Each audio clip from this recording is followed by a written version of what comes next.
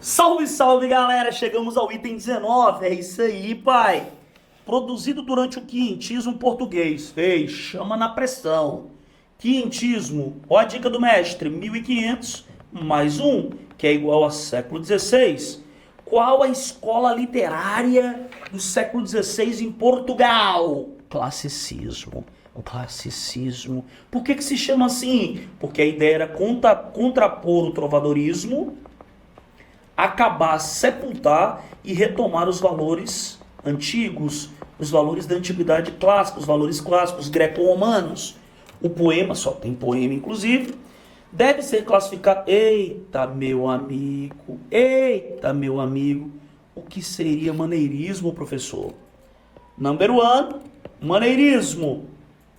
Período de transição entre o Renascimento, um movimento artístico-cultural de valorização da razão, um movimento artístico que faz renascer os valores da antiguidade clássica, e o Barroco, um movimento artístico constituído por consequência da Contra-Reforma e que se caracterizava pelo desejo de retomada dos valores medievais. O Renascimento, portanto, ele valoriza a razão. Já o Barroco, ele valoriza a fé. Se você está diante de uma pintura e você reconhece uma mescla de elementos do Renascimento com elementos do Barroco, esta pintura é maneirista. O maneirismo, portanto, foi um pré-barroco. E a segunda possibilidade é se ao invés de uma pintura, uma escultura, um padrão arquitetônico, você está diante de um poema, um texto literário. Aí será um período de transição entre a escola literária do Renascimento, que é o classicismo, e a escola literária adiante, que é o barroco. O interessante é que o primeiro conceito se aplica para a arte de uma forma geral e o segundo para a literatura, tá bom? Então, em qualquer circunstância, falou em maneirismo, você vai lembrar, é híbrido, caracterizado pela mistura, e é dual, porque vai apresentar tanto características do primeiro, que é o Renascimento, quanto do segundo, que é o Barroco. Do primeiro, que é o classicismo, do segundo, que é o Barroco. Interessante porque o Renascimento foi um fenômeno global, que envolve a arte de uma forma geral. E a escola literária do Renascimento se chama classicismo. Já o Barroco foi um fenômeno global, mas foi uma grande escola literária. E o nome é um só. Então, assim, se eu estiver falando de uma pintura, escultura ou produção arquitetônica que está ali em transição entre um e o outro, será entre o Renascimento e o Barroco. Mas se for um texto literário, é do classicismo para o Barroco. Então, beleza, vamos lá, né?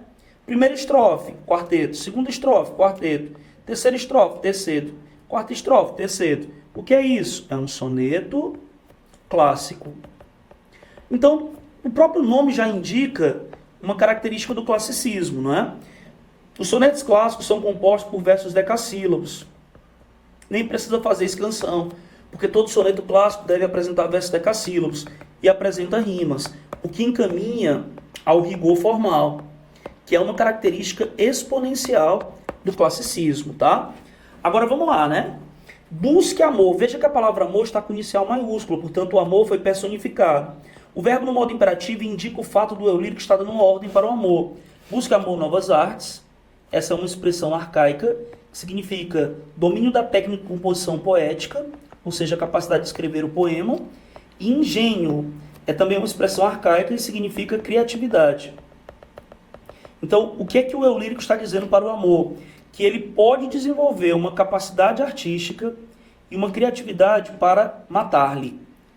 Pode criar novos jeitos, novas formas, para tirar as esperanças do eu lírico, porque mal tirará o que ele não tem.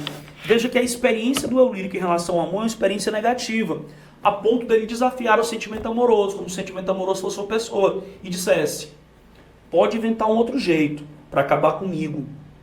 porque você não pode tornar a minha vida pior do que já está.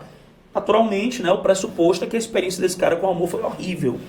Olhai de que esperanças me mantêm. Aí, falando ao eu lírico, falando ao lírico ao leitor, ele acaba evidenciando algo muito interessante. Veja de que esperanças me mantenho. Olhai que perigosas seguranças. Isso é um paradoxo. O paradoxo ocorre quando você tem uma oposição que gera exclusão entre as partes. Eu não posso me assegurar de algo que é perigoso. Como é que pode ser perigoso e seguro ao mesmo tempo? Como é que eu posso ter segurança se a coisa é perigosa? É impossível. Que não tem um contraste nem mudanças, andando em bravo mar, perdido no lenho. Aqui ele realizou uma metáfora ousada. Ele está comparando a vida dele com a vida de um marinheiro num barco desgovernado. E a intenção é dizer que ele se encontra na pior. Então é muito perigoso confiar na sua razão, sendo ele um cara arrasado emocionalmente. Então assim, ele diz, olhai de que esperanças mantenho. Eu tenho esperança de que a razão vai me vedar a viver uma experiência amorosa. Ou seja, usando a razão eu percebo que amar é sofrer, consequentemente eu não quero sofrer. Mas é perigoso pensar assim. Por quê? Olha só a conjunção adversativa. Mas, conquanto não pode haver desgosto, onde a esperança falta, lá me esconde amor um mal que mata e não se vê. Por que ele disse na segunda estrofe que era perigoso confiar na sua razão? Porque ele tinha plena convicção de que ele não era só razão, ele era razão e emoção. Então era perigoso ele acreditar nele mesmo. Porque da boca para fora ele estava dizendo que jamais iria amar. Mas o que nós percebemos é que, infelizmente, ele acabou amando de novo. Que dias na alma me tem posto, não sei o que nasce não sei onde, quem não sei como e dói não sei porquê. Na última estrofe, que é a chave de ouro deste texto, o meu lírico acaba revelando que mesmo que inconscientemente, ele voltou a amar. Então no texto, que tem uma estrutura clássica, nós observamos um segundo ponto. É a abordagem do amor. O sentimento amoroso foi abordado em uma perspectiva dual. Dual é barroca. Por quê? Porque ele fala do amor razão, mas ele fala do amor emoção. Então, ele fala do amor de maneira racional, mas também de maneira emocional. Ele diz que racionalmente não deveria mais amar. Porém, levado pelo sentimento, ele voltou a amar. Então, nós temos um embate entre a razão e a emoção, que é uma característica barroca, a contradição. Significa dizer, portanto, que este texto é um texto maneirista, porque ele mescla elementos do classicismo com elementos do barroco. A letra A adota as rígidas regras do modelo petrarquiano. Não, isso é só clássico, né? Isso é de origem clássica apenas. Opta pela racionalização do sentimento amoroso, isso é clássico. Recorre a uma abordagem filosófica para o tema adotado, clássico. Procura um conceito objetivo para os sentimentos humanos, clássico. Formaliza em medida nova, que são os versos decassílabos, clássico, o embate entre a ideia e o impulso sentimental. Se ele trabalhou em medida nova, que é o padrão clássico, o embate, que é a contradição, ele misturou o elemento clássico com o elemento barroco. A resposta, portanto, letra E. Valeu, galera!